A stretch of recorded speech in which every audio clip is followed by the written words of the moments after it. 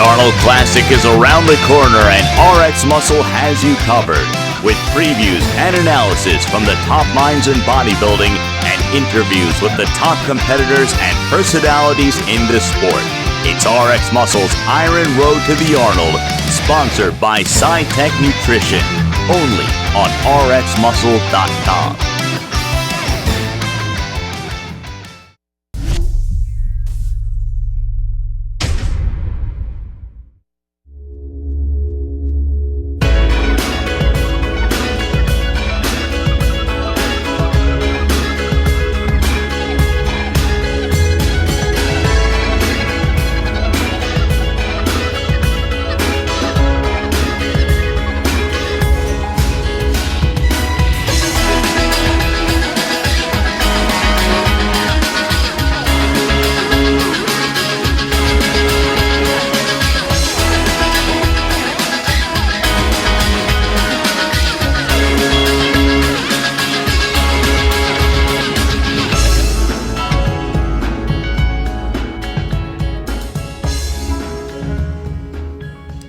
Welcome back to Live with RX Muscle's Iron Road to the Arnold Classic, brought to you by SciTech Nutrition. Visit scitechnutrition.com.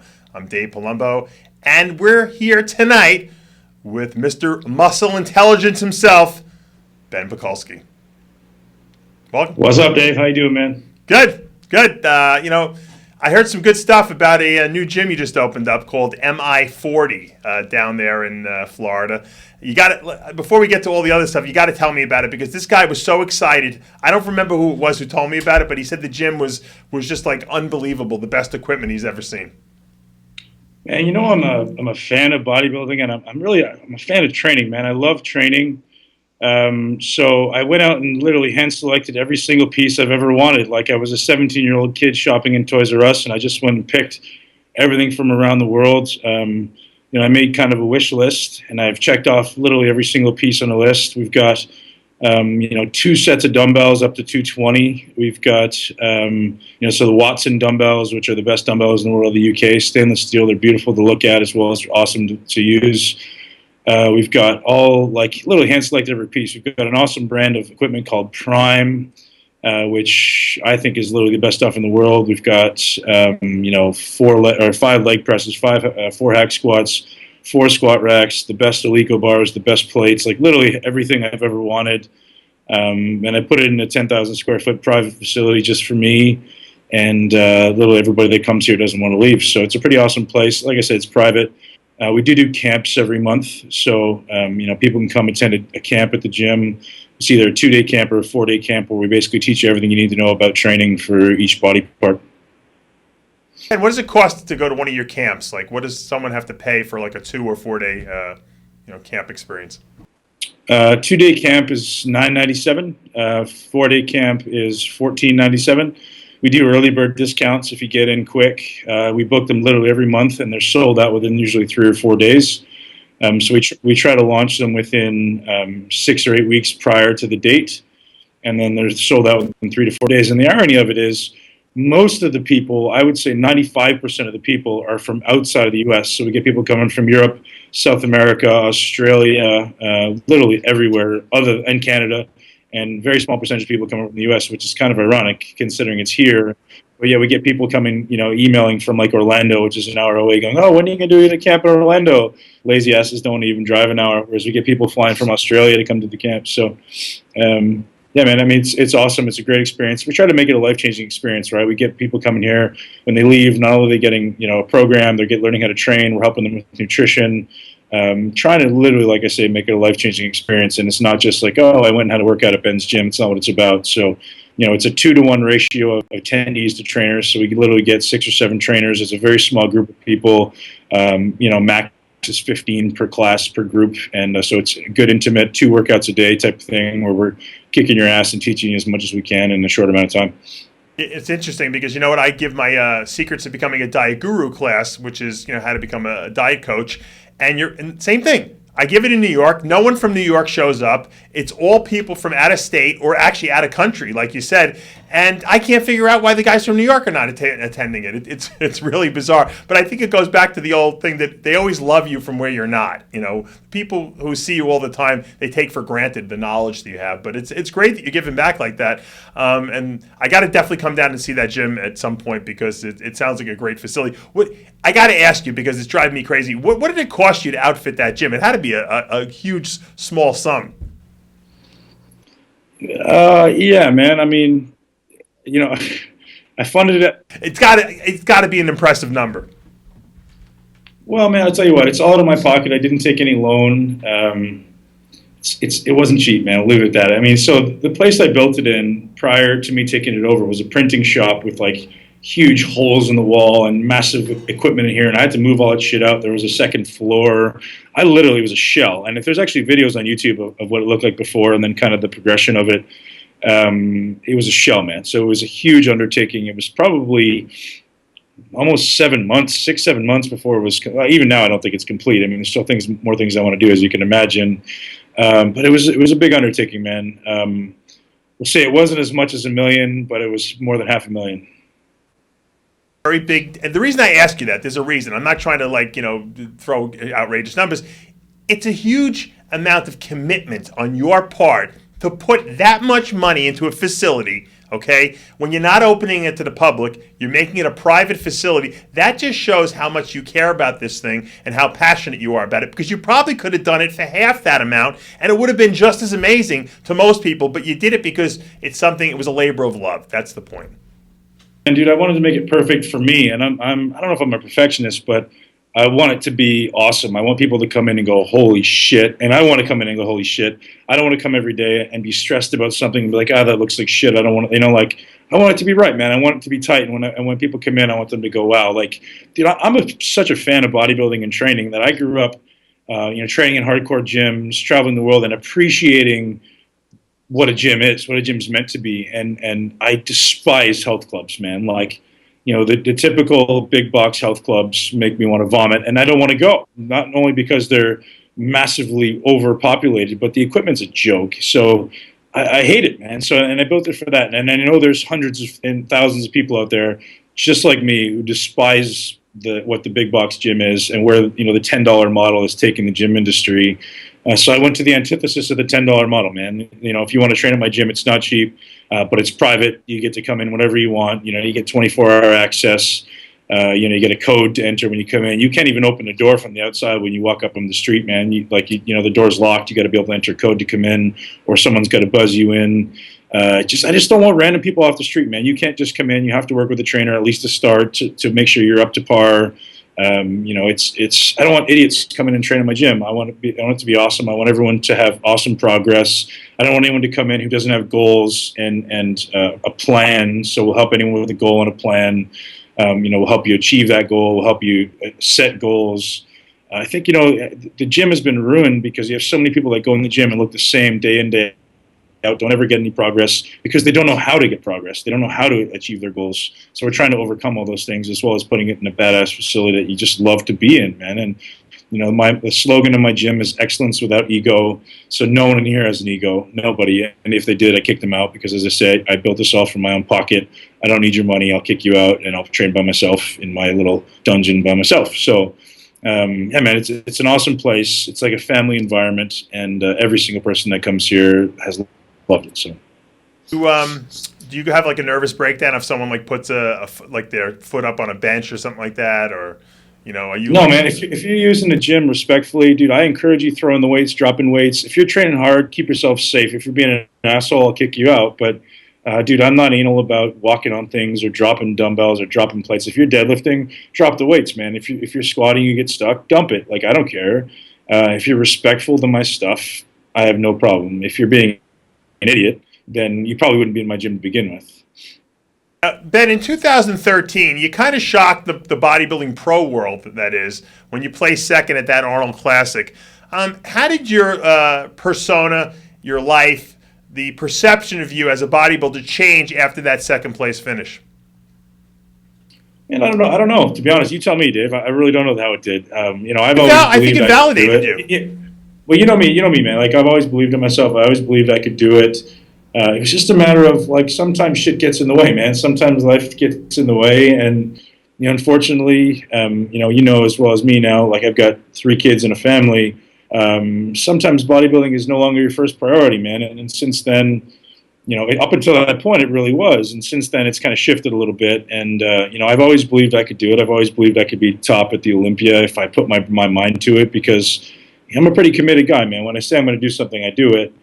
And eventually you realize maybe it's not worth it to be a selfish asshole to your kids. And maybe you want to be a good dad. And you say, well, okay, I can't justify training 4 or 5 hours a day to be an Arnold Classic champion anymore. Although, I'm doing my best to do that on just less time. So, you learn to be more effective, you learn to be more efficient, you learn to kind of get away with minimum effective dose rather than, having to sacrifice 6 hours of your day to train and eat and sleep and et cetera, et cetera. So, I still think I can place really well. I still think I have a great chance of winning an Arnold Classic. Just trying to do it with a little different formula now. There was that movie that came out a couple years ago, Generation Iron. It was supposed to be the Pumping Iron 2. I don't know if that really filled that gap, but in that movie, they kind of depicted you as the scientist, the guy who, was using science to really, propel his bodybuilding career forward. Was that an act, or is that really how you feel? Because a lot of people didn't like the persona that you portrayed in there. I always felt that you were acting for the camera. Man, as you can imagine, it's a Hollywood film. There's a good degree of playing things up well beyond what it is. As far as me using science to my advantage, man, dude, it's the only way I can compete, right? Like, I have to be mindful of every little thing that I do, everything that I eat, everything, the way that I train. Do I train in a lab? No. Like, it's kind of ridiculous to say I have scientists watching over me. Like, no, but I do pay mindful attention to every single little thing that I do. I am training more scientifically and more intelligently than most bodybuilders out there, just because I have a background in it, man, and I'd be stupid not to, right? Like, if I can definitively say that this way is better than that way, I'd be stupid to do it any other way, right? Like, and I've noticed a massive difference in my physique, and everyone will notice that this year when I get on stage. It's really just started to click, man. Like, it's just really started to click in the last, 12 months for me, really how to use weight training and weights to my advantage rather than, slinging weights around like a monkey. I'm learning to contract muscle against load, which is ultimately what muscles are meant to do, right? I mean, ultimately, muscles, like, the cliche is muscles don't know how much weight you're lifting, which is obviously true. So it's learning how to use the weights as a tool rather than slinging shit like a monkey. Like that analogy. But, it is true. All professional bodybuilders are genetically gifted athletes, obviously, but some are more gifted than others. Take the Ronnie Colemans, the guys that are just the flex wheelers. And, you're in an arena, obviously, where you're a gifted athlete, but you're not Ronnie Coleman gifted. And you got to use every tool you have at your disposal. I always said that. I always did better than I should have done because I understood nutrition, I understood supplementation, I understood the science of how to train. And I think that, people don't understand that you're using every tool at your disposal to be the best bodybuilder you can be. And you're probably raising your game above what people would normally think would be capable of your genetic gifts. And I think that's to me, that should be celebrated rather than poo-pooed. Yeah, man. I mean, dude, at the end of the day, there's always going to be someone that wants to hate on you for, whatever it may be, from the way you train to the color of your skin to the color of the underwear you're wearing that day. Like, people are always looking for a reason to hate on you just because they probably aren't secure in themselves. And I couldn't care less, man, at this point in my life. I do things for myself at this point because I enjoy training. I enjoy the way that I train. I think it's extremely effective. I keep myself safe. I don't hurt myself, and there's always going to be guys who are hating on it. That's cool, man. I mean, I'll shake your hand, and when you realize that I have something of value to offer, and I'll shake your hand for that too. Either way.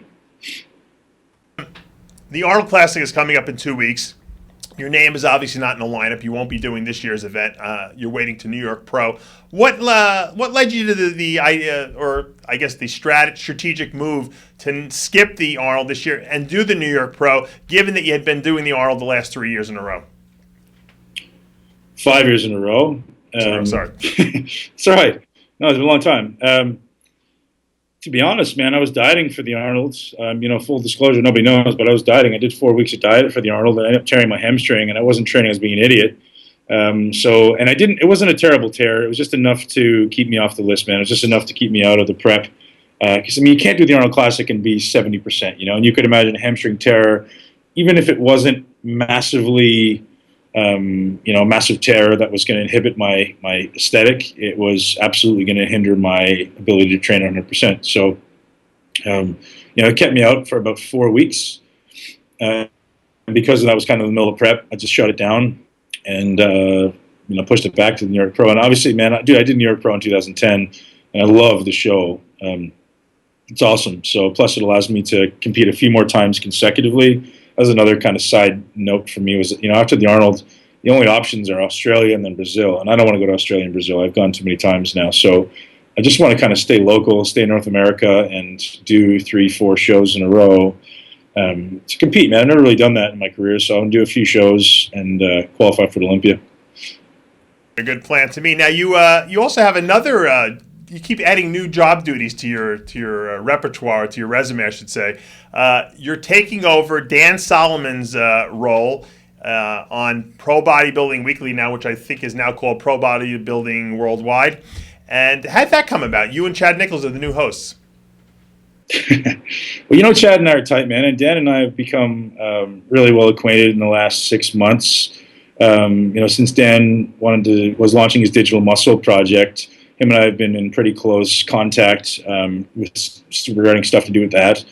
And man, I'm a talker. I'm always a guy who doesn't mind throwing his opinion here and there. So they just asked, man. They brought it up, and I said, let me think about it. I'll think about it, but I don't want to take on something that I'm not going to love doing. I love talking to Chad, man, and it's kind of a hard decision because I don't like to gossip. I don't like to talk about people, and I kind of felt like that's what the direction of the show is. Like, if people want to hear about bodybuilding, what do they want to hear about? They want to hear about what's going on in the sport. They want to hear about gossip. They want to hear opinions.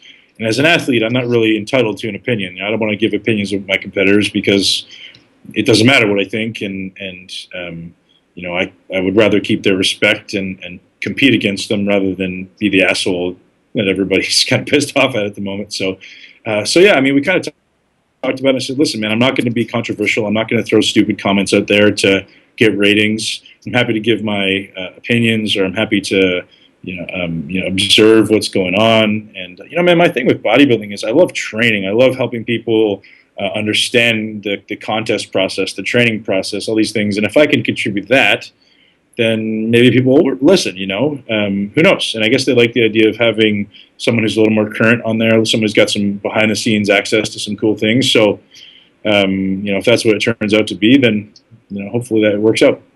Good luck with that gig, and obviously being a radio co-host myself, it could be fun. But you know what? I like to talk about the gossip because I'm not in the sport. Like you said, I'm not competing anymore. So it's not like I'm talking about my contemporaries. I'm talking about the history of the sport. I'm talking about what's going on. I can give my opinions. If I don't like the way someone looks or a judging decision, I can throw it out there. It's not going to matter. It doesn't affect my placings. But you're right. It is more difficult when you're on stage and you're actively competing to be a host of something. But then you got Chad, who's not afraid to say anything. So I guess you got to balance each other off in that sense.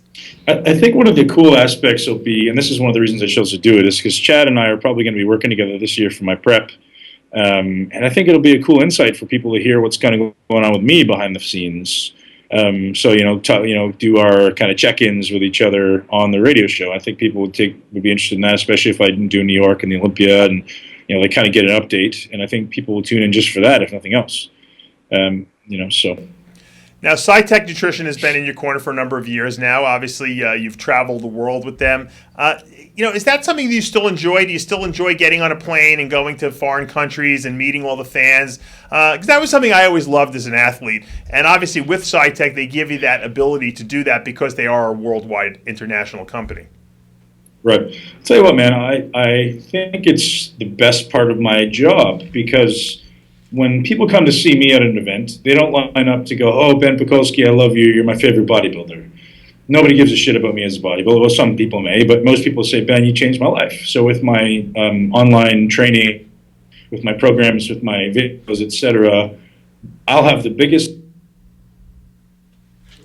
I think we lost Ben there. while Johnny tries to get him back. The thing I got to tell you a story about Ben Pakulski, because in 2008, Ben contacted me and he said to me, "Dave, I want you to help me with my prep for the North American and Canadian Nationals." And I said, "Sure." And, we started working together.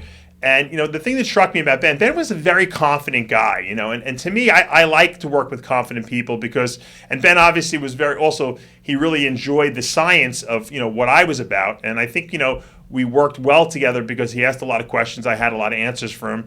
And, I feel like at some point I contributed to his scientific knowledge base.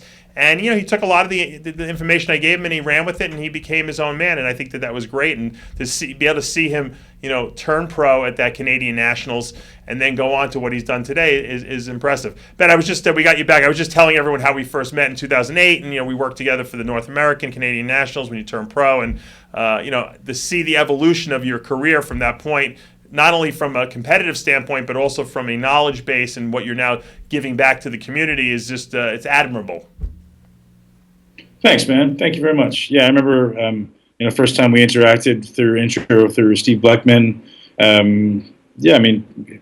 You were definitely, there for me for some advice along the way.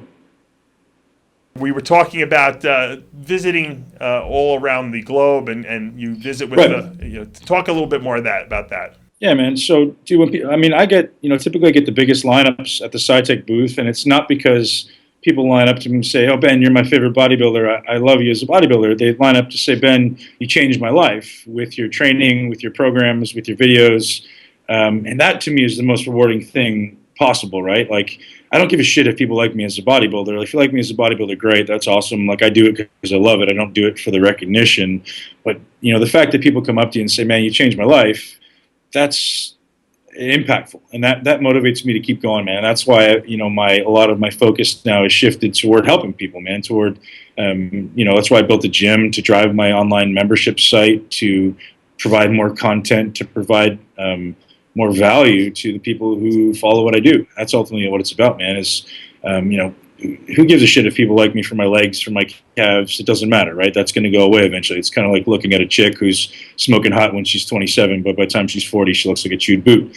Nobody cares. But if you provide value, people will remember you forever, and that's ultimately what I'm trying to do. Important, and this is a good point for all bodybuilders out there watching this. You have to carve a niche out for yourself so that when you are done competing, because you will be done competing at some point, you can still make a good living and still contribute to the bodybuilding industry ad infinitum. Because, as an information provider and obviously as a supplement company owner, I can continue to give back to the community. Ben, as a person who's running his training camps and giving his information as well, will continue to do that well after he's done competing. And that's what really bodybuilding is all about. I mean, if you don't give back what you learned, you kind of not going to be a person that people are going to look up to and want to emulate. And I just believe that a lot of our former champions, and maybe you can speak to this, Ben, a little bit, have been people that didn't give back, and maybe that's why they're not as popular today as they was when they were competing.